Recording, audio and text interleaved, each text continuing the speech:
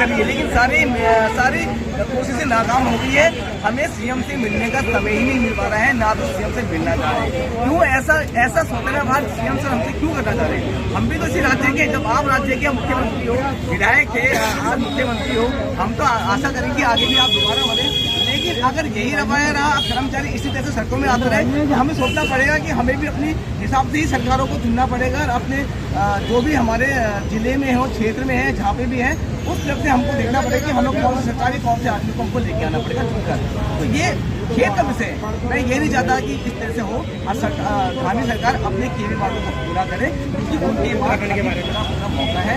जब वो एक और मुंबई से लेके पूरे विश्व में पूरे उसके भ्रमण करके वहाँ से नए नए प्रोजेक्ट ला रहे हैं उत्तराखंड राज्य के विकास के लिए, बहुत अच्छी बात है। एक मुख्यमंत्री से हमें यही उम्मीद होनी चाहिए कि वो अपने राज्य के विकास के लिए हर वो कार्य करे, लेकिन उसी राज्य के विकास के लिए तो हम कर्मचारी भी तो हैं। क्या हमारा विकास क्या उस विकास में नहीं आता है? क्या हम क्या अपने राज्य के विकास में क्या मदद नहीं कर रहे हैं? क्या हर विभाग भी है तो अपने विभाग के लिए कुछ काम कर रहा है, अपना 10 से 5 से ओवर टाइम करके अपना योगदान दे रहा है, और बदले में क्या चाह रहा है? वो एक अच्छा सा वेतन चाह रहा है और एक सुरक्षित भविष्य की नियमावली चाह रहे हैं। कोर्ट में हमारा मामला है, बेशक है, कोर्ट में भी सरकार आप ही गए हो, हम नहीं गए, हम तो हाईकोर्ट से चुके थे। आज आप हमारे सामने इतने जीत के वकील खड़े कर दिए हैं कि आज हमें अपने जेबों से, अपने कर्मचारियों के जेबों से ही पैसा आर्थिक सहयोग के माध्यम से अपने वकीलों को पैसा देना पड़ रहा है, लेकिन हम देंगे।